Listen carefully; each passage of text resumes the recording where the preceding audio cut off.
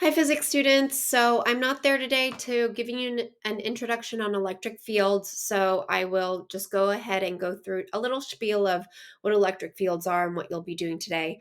The first activity is an introduction. So you just kind of get to play around with a simulation and see how a positive charge will interact in an electric field. So this is something that you're going to make a copy of within your group and share with all group members. So notice how it states the instructions very clearly. I'm going to have the tech manager create the copy of the Jamboard, share it with each member of the group, share it with your teacher, and I'll put my email up on the board, or you can share it with your substitute teacher as well. And then you are each going to submit the URL of this Jamboard on Canvas. So don't depend on your group leader to submit it for you. Every single person in the group has to submit the Jamboard themselves, even if it's a repeat of the same Jamboard I'm going to see for each member in your group. So you make a copy. This is the tech manager's job to make a copy and share with every group member as well as the teacher, and then fill in all the group members, the period. And from there, each person in the group is going to help the tech manager work through the simulation. So each um, slide in the Jamboard gives you a activity to complete or a challenge to try to complete, and then you are going to complete it. Once you complete it, take a screenshot and upload it onto Jamboard. So to take a screenshot, you're going to press Command Shift 4. It's going to give you this little grid, and then you can slide the part of the image that you want to screenshot. When you get into your electric field Jamboard, this image here will allow you to upload and browse. And anytime you take a screenshot on an Apple computer, it'll always be in your desktop. Okay, so the other thing that this Jamboard wants you to do is include a sticky note. So this sticky note is going to explain some of the features that you put into your activity to complete the challenge that was asked of you, what your thought process was to make the effect that you wanted. So I want to make sure that every slide doesn't just include a screenshot, but your actual reasoning behind why you did what you did. So the first slide here shows a very simple representation of electric fields. One is the electric field of a positive charge and the electric field of a negative charge. So these little sticky notes are explaining what's happening or the reasons why. And here it says the positive charges have fields that point away from them, while the negative charges have fields that point toward them. Well, electric fields are an extension of everything we learned about how charges interact, how like charges will repel and opposite charges will attract. It'll also reflect how distance can play a big part on the magnitude of the force or the amount of force that is felt when they're far away versus close together. And so, if you relate this to what we've learned, if the electric field lines are pointing away from a positive but into a negative, that is very similar to the force that is felt from a positive charge.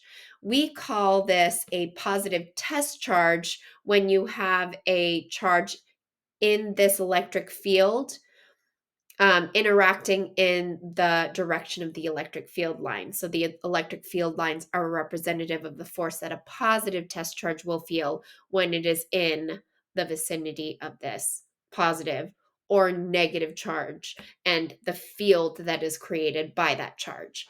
So this is the basics of electric fields when you have one charge. I want to show you what it looks like here because first of all, it's always helpful to include the grid and the values.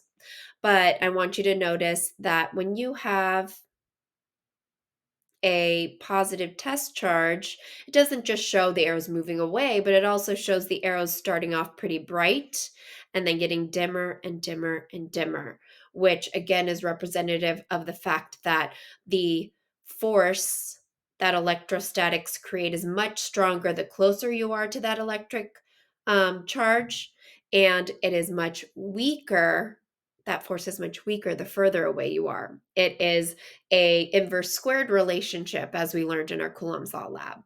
So the sensor here is going to tell you what that force is. So again, the electric field shows it through brightness, but the sensor actually shows the force through the magnitude of this arrow and this number value here, which is kind of hard to see because it's hidden. But the 36.4 volts per meter is another representation of the amount of force that this test charge, this positive test charge, is feeling in this electric field. So notice the closer it is to the positive charge, the stronger that force is, and therefore the longer the vector is, and it is wanting to repel, which is why the arrow is always pointing away no matter where I place it on the field. And then again, further away, the smaller the arrow because the smaller the force.